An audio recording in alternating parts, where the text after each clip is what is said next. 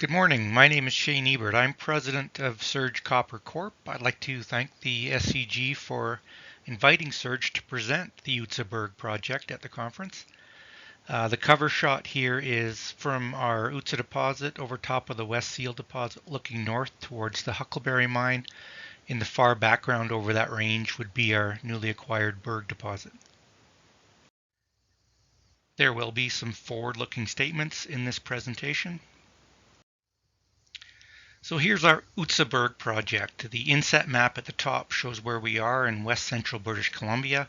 I'd like to acknowledge that we're exploring on the traditional territory of the Wet'suwet'en, Chishleta Carrier, and Carrier-Secondary First Nations. The map on the right shows our claim outline. In blue is the outline of our Utsa property. In black is the outline of the Berg property, recently optioned from Centerra Gold. And in the center there is Imperial Metals Huckleberry mine. Combined, the Utsaberg properties are over 120,000 hectares in size and cover a 50-kilometer strike length of this very prospective porphyry belt. We have 4 advanced deposits on the Utsaberg claims, 3 on the Utsa property, the Ox and the East and West Seal, and 1 on the Berg claims, the Berg deposit. Combined, these have some very significant copper equivalent resources. Utsa has 2.5 billion pounds measured indicated category copper equivalent resources. Berg has 4.1 billion pounds historic measured indicated copper equivalent resources. We're going to be working on bringing the Berg resources up to a current 43-101 for our purposes. Here's a high-level overview of the district-scale geology. You can see we're on the west side of the Stikine terrain. We're associated with porphyritic intrusions that are post-accretionary into the Stikine terrain. Mostly we're dealing with the Jurassic Hazelton group in this area, including the Smithers Formation, mostly clastic sedimentary rocks, and the Telkwa Formation, a mix of volcanic and volcaniclastic rocks. The Ox and Seal intrusions are calc-alkaline in nature, 80 to 86 million year age range. They're bulkily sweet granite to granodiorite intrusives. The adjacent Huckleberry mine is pretty much the same as well. Berg is a little different in that it's a 50 million year old quartz monzonite intrusive. The total alkali versus silica plot in the center there shows some samples from Ox and Seal. Interesting to note that Ox intrusive is very silica rich and associated with copper moly mineralization, whereas the Seal intrusive with a strong gold component has lower silica content. Here's an overview of our Utsa property. You can see we're adjacent to Imperial Metals Huckleberry mine. At Utsa we have 3 advanced deposits. We have Ox and East and West Seal. On the East and West Seal and Ox deposit, we've drilled over 134,000 meters in 376 holes. You can see from the satellite image here, there's logging cut blocks through the area, excellent road access, close to infrastructure, and we can conduct year-round exploration. In fact, we're drilling now with 2 drills. You can see one of those drills in the bottom right. West Seal is by far the largest of the 3 known deposits on the Utsa property, and we're really focusing on expanding and defining the extents of the West Seal deposit in the current program. The map on the left here is of our Ox deposit. You can see we have the Ox intrusion with a zone of mineralization centered around the contact of that intrusion. The yellow outline is a higher grade zone proximal to the contact. As you get a bit farther out, grades sort of are gradational down to 0. So we're looking at about above a 0.5 equivalent and above a 0.2 in the red dashed line here. The Ox deposit has been offset by the Ox fault. The portion of the intrusion preserved on the east side and the wall rocks around that intrusion look to be higher level. So it looks like it's down on the east side of that fault. If If you look in the top right map there, you see an image of the mineralized zone with a constraining pit that defines the resource.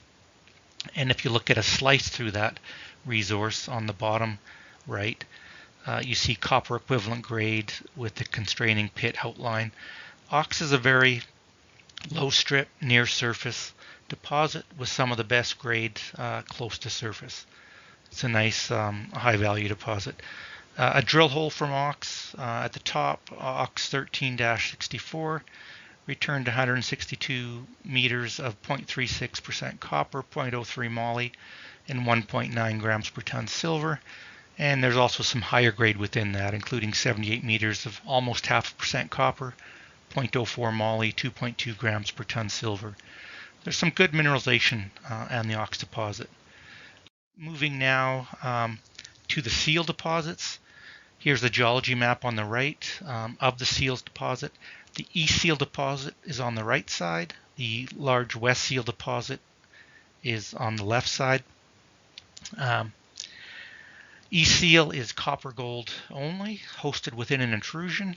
West Seal on the left there, it's hosted within wall rock and intrusive rock. Mineralization at West Seal starts at surface and goes down at least 1,000 meters. And West Seal is really open for expansion.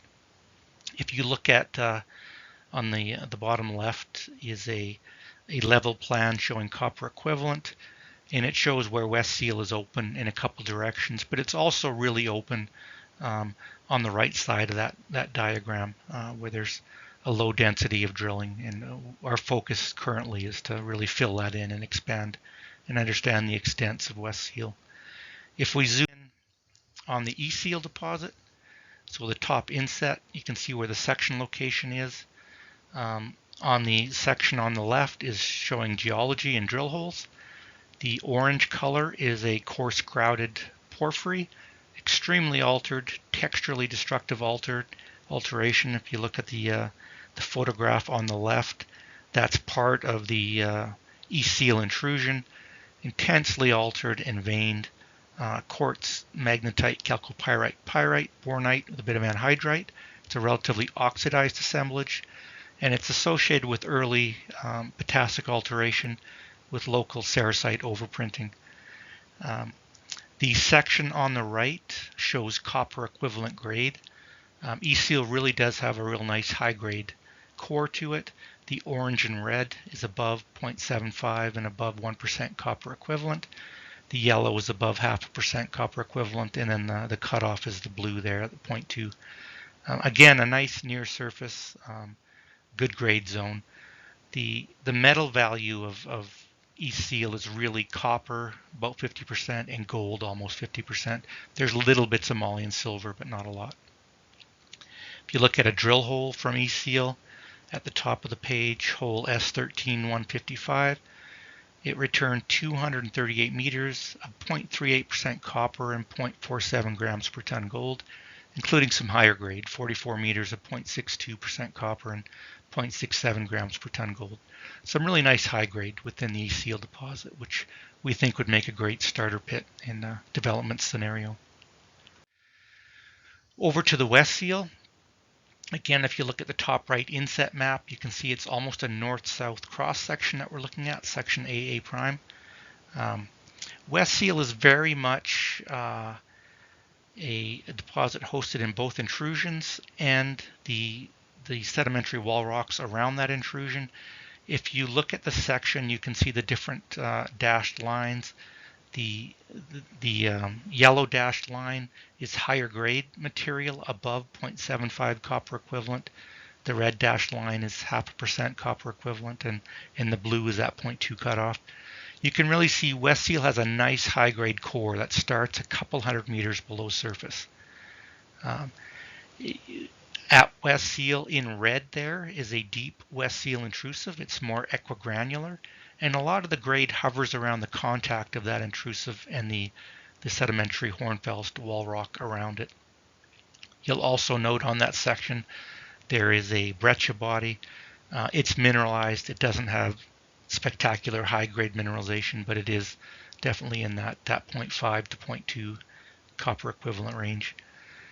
West Seal is characterized by quartz, chalcopyrite, pyrrhotite, molybdenite, and pyrite. It's a relatively reduced assemblage. We see early potassic alteration, mostly biotite at West Seal with some K-feldspar, and it's locally overprinted by sericite. And again, the deposit is hosted both within hornfels sedimentary rocks, which can have some of the best grades, and in various intrusions. The pictures there, the bottom left is a mineralized intrusion with a lot of biotite alteration. There's a lot of pyrrhotite and chalcopyrite in that photo, and then on the right you can see a lot of molybdenite in a maroon fine-grained biotite hornfels intrusive and/or volcanic. So we currently have 2 drills focused mostly on West Seal at the moment. If you look at the drill hole map on the left, you can see an outline of mineralization in red. It's an older outline. And the blue squares and the blue labels are the current drill program, the current 15,000 meter program. We focused on doing a long section through West Seal. That section is shown on the right, but just back to the left map. We're also focused on really expanding and defining the margins of West Seal. So you'll see a lot of drill holes, current drill holes on the edges of the West Seal deposit. Moving to the section on the right, again, it's more of a long section, and it highlights hole S2219, which we have results from and we put out a few weeks back. That was our longest continuously mineralized hole on the property. 219 filled in a gap at the surface where we had no information. It brought mineralization right to surface in that area. Mineralization is now at about 400 meters long at surface, and 219 also pushed the known mineralized zone to depth to the southwest, extending it about 228 meters.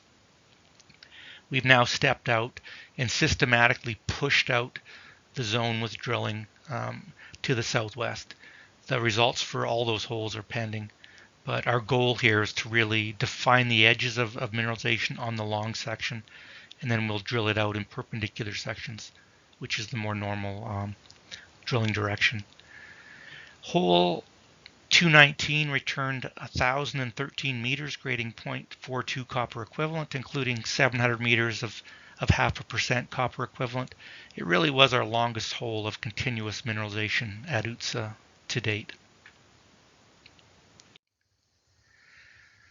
So I've got a couple of sections here. The one on the left is right through East Seal and West Seal. You can see the magenta colored. It shows copper equivalent down drill holes. The magenta covered is the higher grade 0.75 copper equivalent. You can see East Seal has a nice high-grade component near surface, and then West Seal, again, you see that high-grade component coming in a bit deeper. Our focus on West Seal is to fill in the data gap between East Seal, West Seal, see if we can't find a bunch more of the lower grade stuff between the 2 deposits, and really push out and expand a large tonnage pit, improve the strip, and allow it to get deeper and capture more of that high-grade mineralization. Again, the section on the right is sort of what we've just seen. Excuse me. It shows where we're pushing out the known mineralized zone, trying to maximize the higher grade, extend it along strike, and see if we can't push things to surface as well.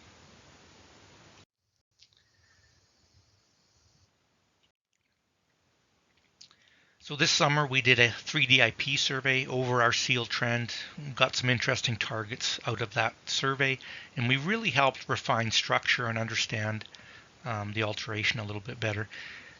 What we're seeing here is a chargeability depth slice at 400 meters depth. The East Seal deposit is outlined in green dashed, the West Seal in green dashed. We've got a copper and soil anomaly to the west of those deposits that we want to drill test. But we came up with this new east target. With this survey, comes in a bit deeper, and we've been testing that with the current program. One thing I want to point out is the survey kind of shows that the northern part of the system appears to be offset along a northwest trending fault. That fault we hit in drilling, we call it the North Fault. We hit it in drilling the East Seal deposit. It truncates the East Seal deposit, and we think it also truncates the West Seal deposit. It looks like the whole system's been shifted about 400 meters to the southeast, and if that's the case, we may well have more exploration potential for East Seal style mineralization on the east side of this survey area. Again, there's a couple slices through the 3D IP survey. The top is chargeability, the bottom is resistivity. Just want to highlight that the survey identified some large new chargeable zones on the northeast and northwest part of the seal trend. The photograph there shows some sulfide-rich pyrrhotite, chalcopyrite, moly, pyrite mineralization within hornfels sedimentary rocks. And those rocks can have pretty high chargeability values. So when we look at the chargeability values, we expect to get some pyrite halos on the edges of the system that have high chargeability values, but these sulfide-rich contact zones can also really light up. A lot of the typical mineralization at UTSA will have a 20 to 40 millisecond response in chargeability, and often with moderate to low resistivity. Okay, so that was UTSA. A big part of what we're doing moving forward is looking at the new Berg edition. So we entered in December last year, we entered into an option with Centerra Gold where we can earn 70% interest in Berg by issuing $5 million worth of surge stock and spending $8 million in exploration over 5 years. We're really focused on consolidating the district and looking at district scale development potential. The Google Earth image here is a good overview. You see Berg on the left side. You can see the Huckleberry mine 22 kilometers away, and then UTSA is just to the other side of that. Berg is certainly in some more mountainous terrain, whereas UTSA is a nice flat area, a great area for development and potentially infrastructure.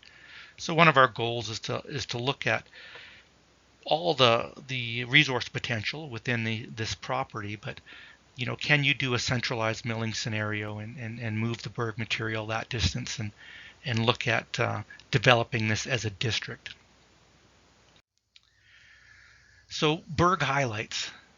Berg is a near surface deposit. It has some excellent copper grades.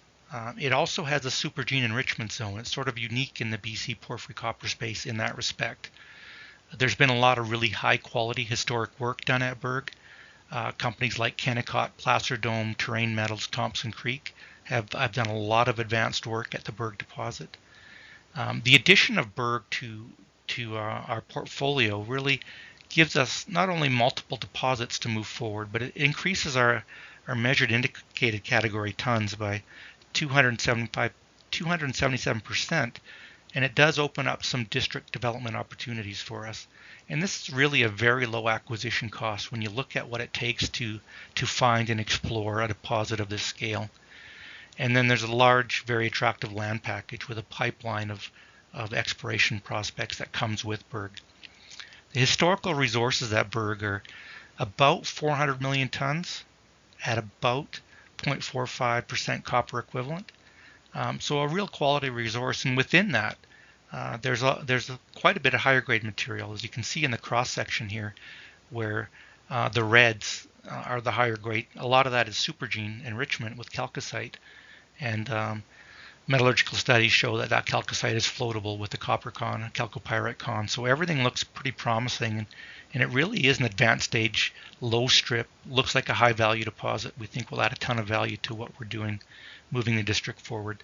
Some of the past drill intercepts we've seen at Berg, 332 meters, 0.46% copper, 0.039% moly, 5.6 grams silver. It's copper moly, and it's got a pretty significant silver component to it as well. You look at the last drill hole here, 63 meters of 0.656% copper, 0.07 moly, and 60 grams silver. It's pretty impressive stuff in places. We definitely want to learn more about this.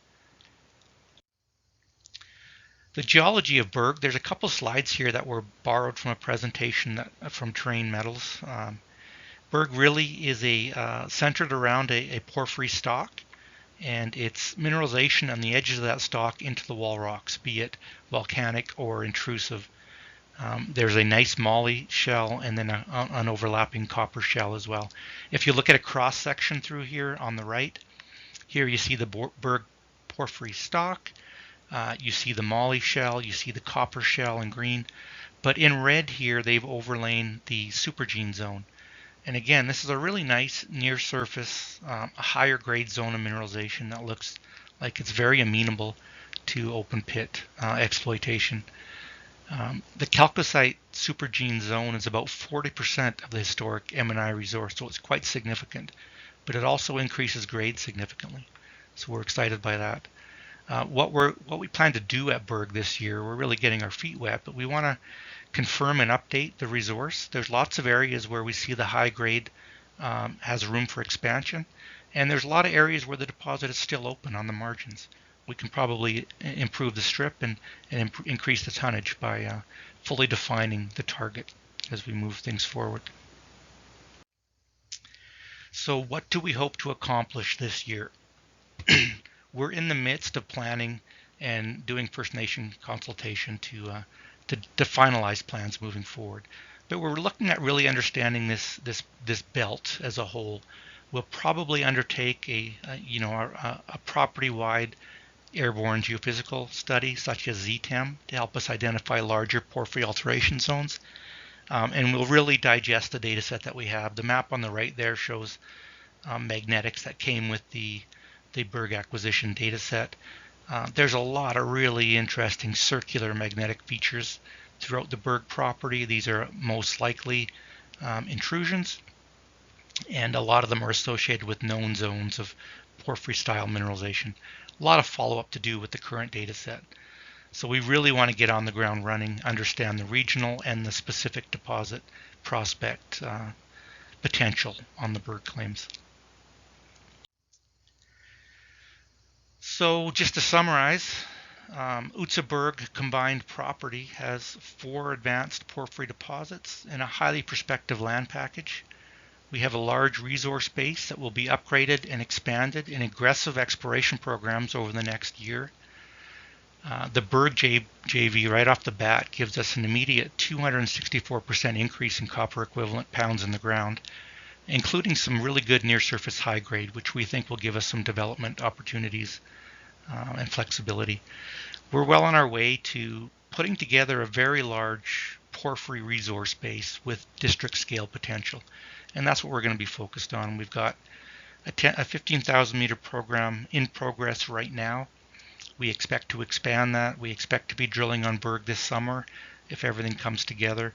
We'll be doing some property scale geology and geophysical surveying and really try to advance this in a timely manner. The photos here on the bottom, we made a new discovery in 2018. We hit 1.5% copper equivalent over 22 meters in a new zone, and we're out there drilling now. You see chalcopyrite-rich fractures from West Seal. When we've been out here doing a lot of work, usually good things happen. It's a very prospective, robust belt. Thanks for your time.